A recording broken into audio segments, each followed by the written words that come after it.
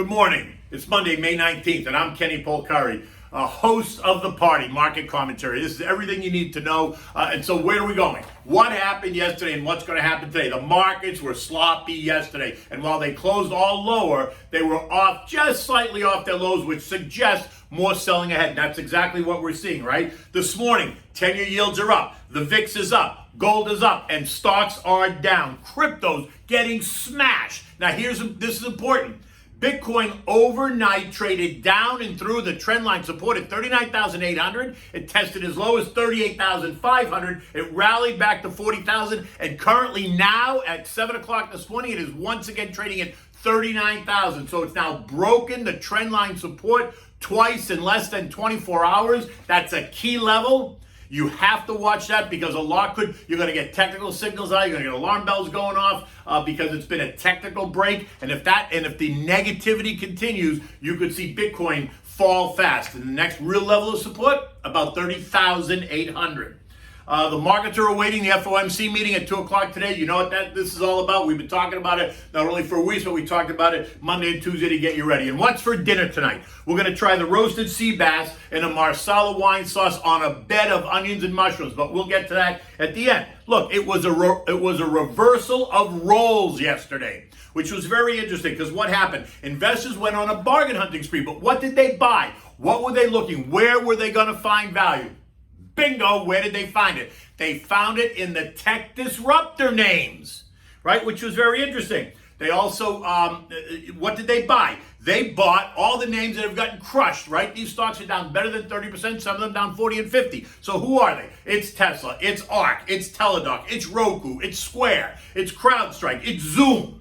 And that list goes on. Think about the disruptor names because that's where they found value yesterday. What didn't they buy in the tech space? They didn't buy the FANG stocks, right? Facebook, Apple, Amazon, Google, Microsoft. None of those stocks got bought yesterday. In fact, all those stocks got sold, along with the cyclical and recovery names, the down names that we saw perform so well as investors are getting nervous ahead of today's announcement. And they wanted to take money off the table. Where were they going to take it? They're not going to take it from the names that are down 40 or 50%. They took it off of the names that have held in well. And so that's what you saw yesterday in this reversal of roles. But look, let's be clear, right? That as far as the Fed is concerned today, it is all systems go. Rates will remain at zero. The Fed will remain accommodative, right? That's not going anyway, which only means that if investors are worried about what's going to happen today, the terminology can only be changed in one direction. You can't get any more accommodative than we are. Rates can't go below zero. I mean, they can, but they really can't.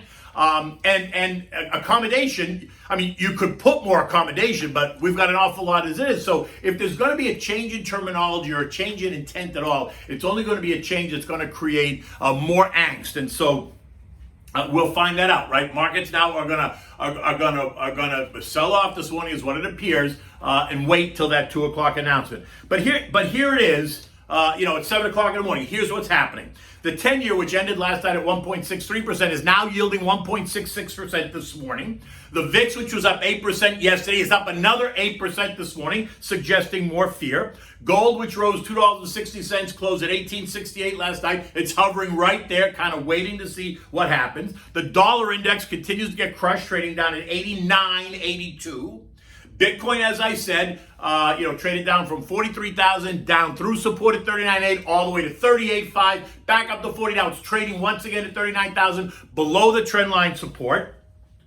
And part of this is the ongoing story, the Elon story, and the techno story. But part of it is also an announcement by China yesterday, and they came out yesterday, and then last night more people got a chance to react to it.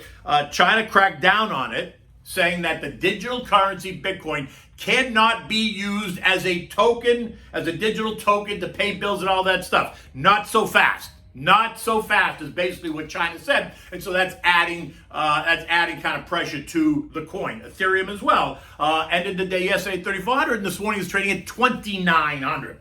European stocks are all down 1.5% across the board, and U.S. futures are accentuating that same move. So look, last night the Dow closed down 267 points. Dow futures this morning are down another 167.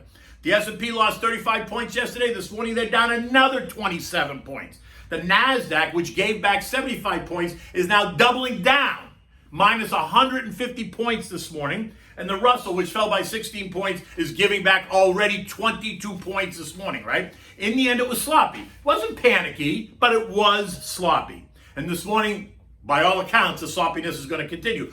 Calls yesterday for a coming correction in the Dow. I forget it. Some analyst got on TV and said he expects the Dow to correct, to trade down to 30,000 by midsummer. If the Dow trades down to 30,000 by midsummer, that's an 11% move, right?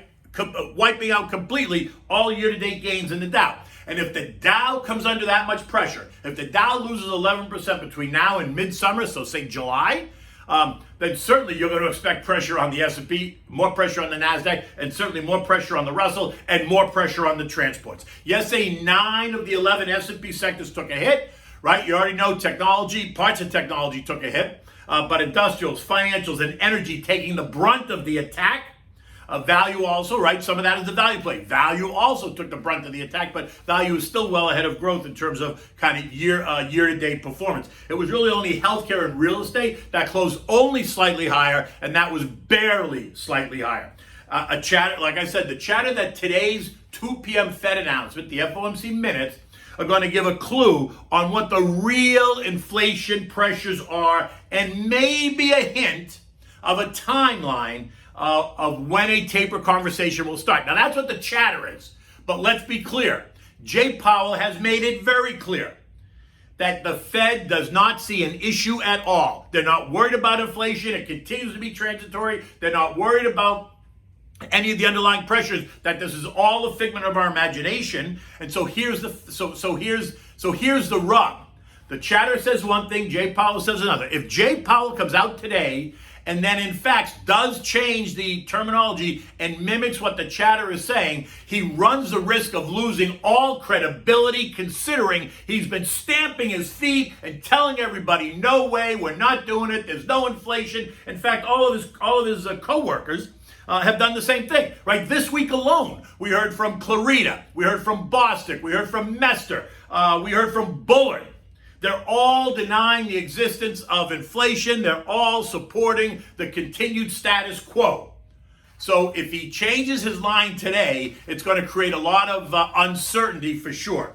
So what I would suggest is, at least for today, strap in and hold on, because we could see today get really bumpy.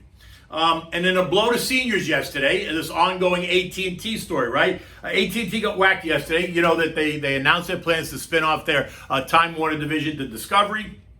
And investors, well, the seniors, and I say seniors because seniors are very happy with American Telephone, right? It's a stable, boring stock. Doesn't really do much, pays a 7% yield, and it's a safe store of value. Now, suddenly, after this announcement, then AT&T announces that they're most likely going to slash their dividend when the deal gets done. And the deal's not getting done until mid-2022, so let's not all panic here. And so that stock ended down 5.8% yesterday to end at $29.55. It did trade on, early on the announcement, the thing rocketed, went up to 34 and change, and then it closed lower on Tuesday night, on Monday night, and then yesterday got whacked. But here's the deal, just so you understand, hear how this is going to play out. If you own AT&T now, you also own Time Warner, right? But AT&T is now spinning off the assets of Time Warner and selling them to Discovery. Perfect. So for all the AT&T shareholders out there, you are essentially going to own 0.25% of the new company when the deal happens, right? So right now that represents about $6.75. That's the value based on the math. That's the value. Now, Time Warner and Discovery are going to become the new company, which has yet been unnamed, but that's going to become the new company. And at that point, you're still going to own your telephone, but now you're going to own that proportionate share of whatever the name of this new company is going to be. So to keep it simple, here's the math. If you own 1,000 shares of telephone and say it's worth $30 on the day of that transaction, you're going to then own 1,000 shares of telephone, which is going to be discounted by the value of the 240 shares of the new company that you're also going to buy. So Telephone's trading at $30 on the day this deal happens, and the new company's valued at $7. You're going to own 1,000 shares of Telephone at $23, and you're going to own 240 shares of the new company at $7. So the math stays the same. 7 and 23 is still 30, so the math stays the same. But here's the rub. And at that point, then the companies will do what they do. And so at that point, it's anyone's guess. But here's the rub, is that then AT&T has suggested that they're going to slash the dividend. How much?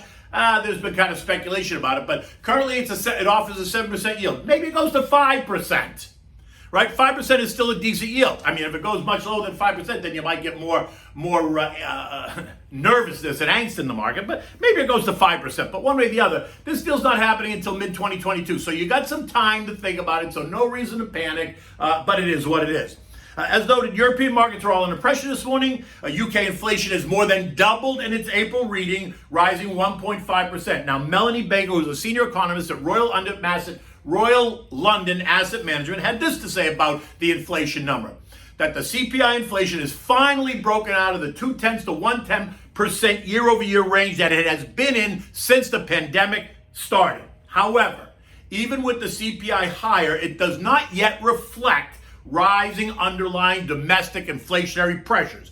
The UK economy is still operating below pre-crisis levels, and inflation expectations are well anchored. However, as the economy reopens, it seems likely that they will see further price increases and inflation will be higher by year end.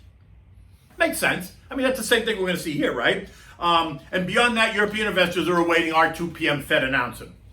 And like I said, markets there are down broadly 1.5% across the board. Oil. On Monday, oil rallied hard. And on Tuesday, traders took some profits out of it, right? For a couple of reasons. Number one, Brent crude hit $70 a barrel. West Texas Intermediate hit 67 plus a barrel. On all the excitement of a world that's reopening, right? They were accentuating all the positives. Well, today they're accentuating all the negatives. You can see it in every asset class we talked about, whether it's yields, whether it's Bitcoin, whether it's VIX, whether it's stocks, right? They're accentuating the negatives, and so they're doing that in the oil market today as well. Yesterday there was also a rumor that the U.S. is considering lifting the sanctions on Iran, and if that's the case, then Iran will, start producing more oil and bring that oil to the market, which will bring supply. There'll be more supply that'll put pressure on prices. I'm not in that camp. That might happen. I'm not even sure it's going to happen. But even if it does, I'm not in the camp that says, okay, that's going to knock prices down. I'm still very much in the camp that demand will outstrip supply and prices are going higher, right? And when prices end up going higher, it ends up being a tax on everybody in the country. That's not just, a wealth tax, or that's not just a middle income tax. That's a tax on everybody in the country. Bitcoin, like I said, is now trading below trend line at 39,000. Right, so this is going to be key, because 39.8 is key, and as the world wakes up here, as the U.S. wakes up here today, people are going to start focusing on this key technical break, and that's going to send all kind of alarm bells, right? About the trend line piercing. And so watch what happens in that today. And like I said, you could see Bitcoin suddenly fall out of bed, and if they accentuate this China story, which is a negative, you could see Bitcoin kind of take a hit. And like I said, Ethereum is trading at 2,900. Dogecoin trading at 49 cents. The S&P closed last night at 41.27 after it traded in a 44-point range, right? As low as 41.25, as high as 41.69. It closed more towards the low, not on the low, but it was sloppy in the close, as were all the indexes, which suggests that we're going to see more selling today. And in fact, that's what futures are telling us. Trendline support, the 50-day moving average on the S&P is at 4,027, which is 100 points below where it is right now. That's 2.5% lower from here. The Dow trendline 50-day moving average is 1.5% lower from here, while the Nasdaq and Russell have already broken their trend line. And so it's a mixed message for sure, right? Two of the indexes are struggling. They've already pierced the trendline support, while the other two have not. Now, could they do it today? Certainly. Could the S&P fall 2.5% today? It could. It doesn't feel like it yet, but it's all going to depend on what the Fed says, right? Because remember, the markets can deal with good news or bad news. Once the news is known, good or bad, the market then can deal with it because it's a constant. They know what it is. The market has trouble dealing when the news is uncertain, when nobody knows yet what's it going to be. How do you price it? What's that mean? And so that's when you get this shoot first, ask questions later mentality, right? It's more of a risk off when there's so much uncertainty because the market just doesn't know. And so when it ultimately comes out, if the news is bad, then the market knows that, but then it's able to reprice, right? And come up with a new valuation. So look, you know what you can do. You can text the word invest to 21,000 to get my digital business card. Feel free to download it. Send me an email, give me a call, send me a text message. I'm always happy to talk to you about the markets. I'm happy to talk to you about financial planning if that's what you need. So what's for dinner tonight? So this is such a great dish. Now look, it's roasted sea bass and a masala white wine sauce on a bed of onions and mushrooms, right? It's easy to make, but sea bass is a fish that you're going to find in the cold waters off of the Southern Atlantic, that you're going to find in the colder water, right? Southern Atlantic, Pacific, and other southern oceans like the Indian Ocean, right? It feeds mostly on squid, on shrimps, and other small fish. And for itself, it is the delight of whales, elephant seals, and octopus, right? They love to eat sea bass. You can find this fish around the world called by different names, right? It's Chilean sea bass is another name. It's Mero in Chile and Japan. It's Merluza negra in Argentina and Uruguay. It's a white flaky fish. It's easy to prepare and can be combined with many ingredients. But today, we're going to make it with this marsala wine sauce on a bed of onions and mushrooms. So here's what you need. You need a pound of the sea bass. You need olive oil, butter, onions, marsala wine, fresh wild mushrooms. You can use any mushrooms you like. This one's fresh wild mushrooms. You're going to slice them. Chicken stock, salt and pepper, and chopped parsley, just really for color, right? Parsley doesn't add a whole lot of flavor, but it does add color, which is always nice, right? So you're going to prepare by chopping your onion, slicing the onions and chopping the parsley, right? Set that aside. You're going to preheat the oven to 450 degrees, right? So turn that on now because you want the oven to be ready to go when you're ready to put the fish in. You don't want to put the fish in when the oven is still heating up. So preheat the oven right now. In a big saute pan, heat it the olive oil and a dollop of butter, and then heat it up till the butter melts. Now add the chopped onion, cook it till it's soft and translucent. So maybe it's 5-8 minutes. You know what to do, right? Just stand there and stir it. Don't let it burn. Now turn the heat up to high, and you're going to add the wine, right? You turn the heat up high, get the pan really hot. Now, if you're using marsala wine, I would suggest you take the pan off the heat and do it away from the flame or away from the heat. Pour the marsala wine into the pan, and I say that because the marsala wine can catch on fire, right? So if you have a gas stove and you pour it on the right over where the gas is, you could see the flame, and if you see the flame, it'll flame up and it'll burn your face. So I would say either turn the gas off completely or just move it away when you add the marsala wine. If you use regular white wine, which you can, white wine won't flare up, so you can just add the white wine. And so no worries. So now add the white wine and cook it off until it's reduced by half. Now add the mushrooms and another dollop of butter. Saute the mushrooms and the onions around now with with what's left there, the wine or the masala wine and the butter. Reduce the heat to medium and just let those mushrooms cook until they get tender. Now, when the mushrooms are tender, now you're going to add about a half a cup of chicken stock.